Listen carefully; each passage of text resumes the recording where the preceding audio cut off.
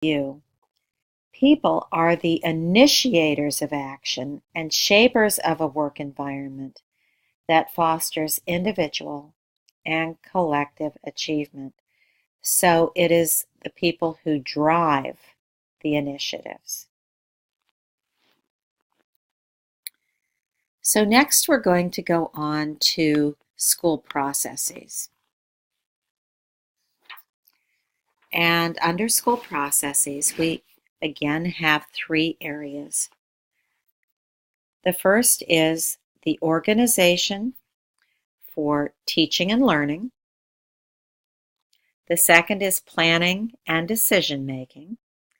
And the third is reviewing, reflecting, and reporting. Under organization for teaching and learning, we have efficiency versus flexibility, commonality versus diversity, and routinization versus personalization. So under efficiency versus flexibility, the conservative view states that assignment of teachers and students reflects organizational needs for operational efficiency and classroom needs for instructional simplicity.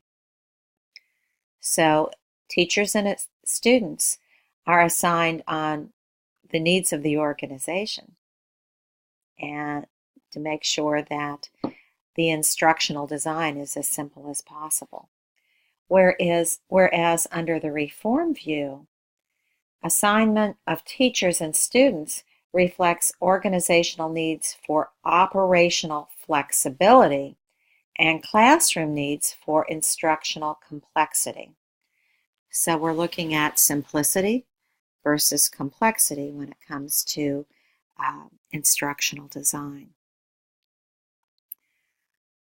Next, under curricular commonality versus diversity, under the conservative view, curriculum is constructed around a common core of knowledge that reflects a common cultural heritage.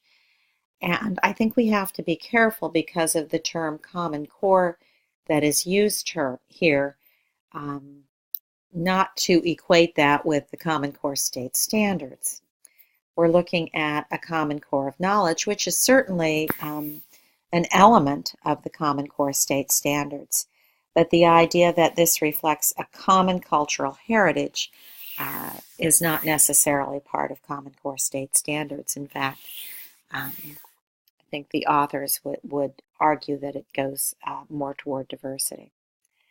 Under the reform view, curriculum is constructed around diverse knowledge that reflects a pluralistic cultural heritage. And again, going back to the earlier social context, the idea that in the conservative view, we're looking at a common cultural heritage, and in the reform view, we're looking at a pluralistic one.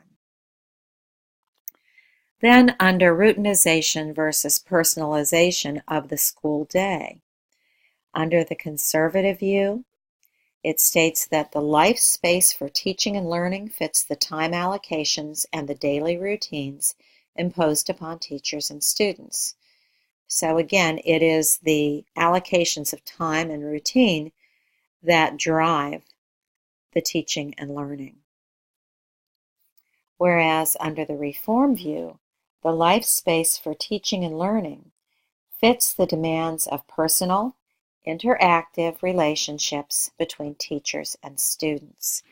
And again, this may cause you to reflect back upon the structural context of schooling and the idea that we may need to rethink how our schools are organized.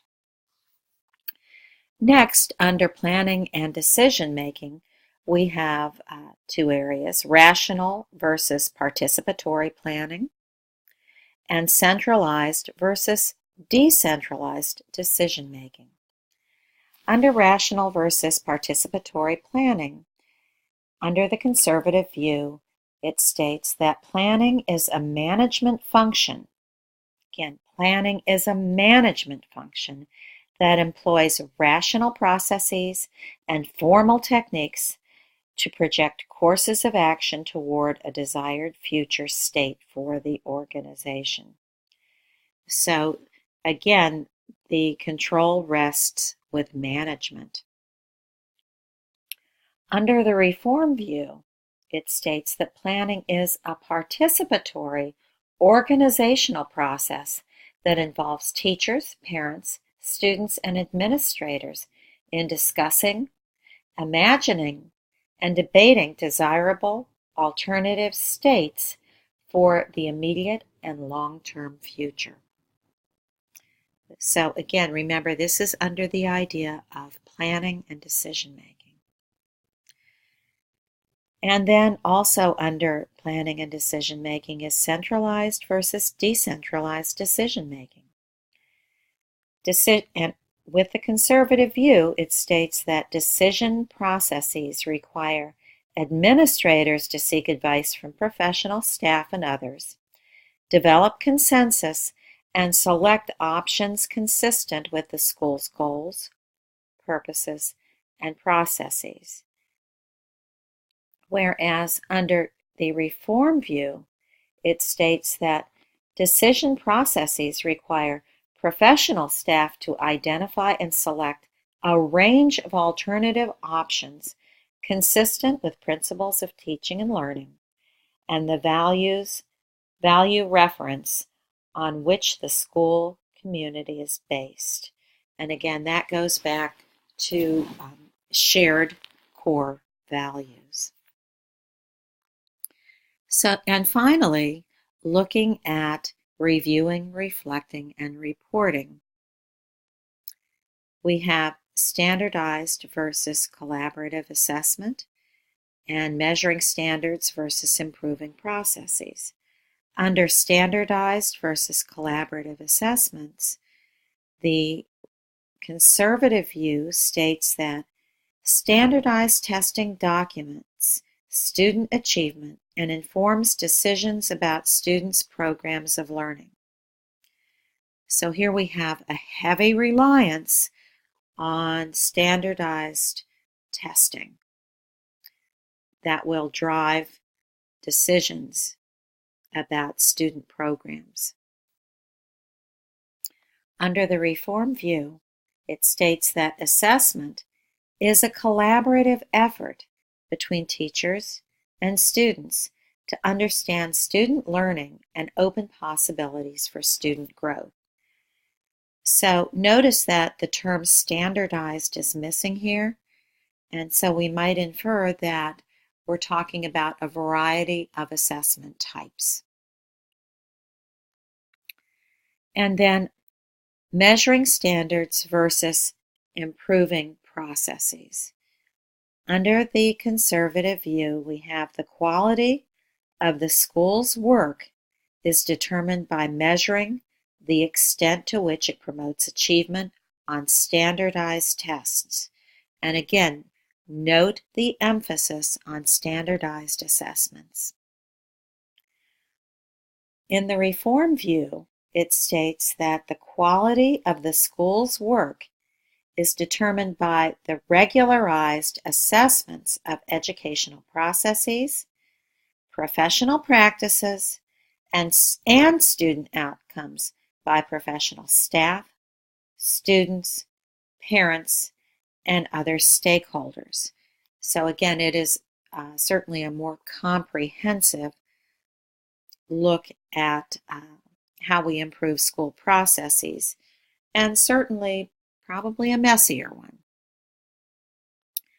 So you've now, with these 5 PowerPoints, had an advanced organizer for the entire Roots of Reform document. And Roots of Reform, along with the study of the Every Student Succeeds Act and the Maryland Consolidated Plan for the Every Student Succeeds Act, will comprise the content that you need to complete follow-up 2. So for Module 5, we're going to start delving into the Every Student Succeeds Act, both from the view at the federal level and in more detail at the Maryland state level. This concludes all of the PowerPoints for Module 4, Roots of Reform.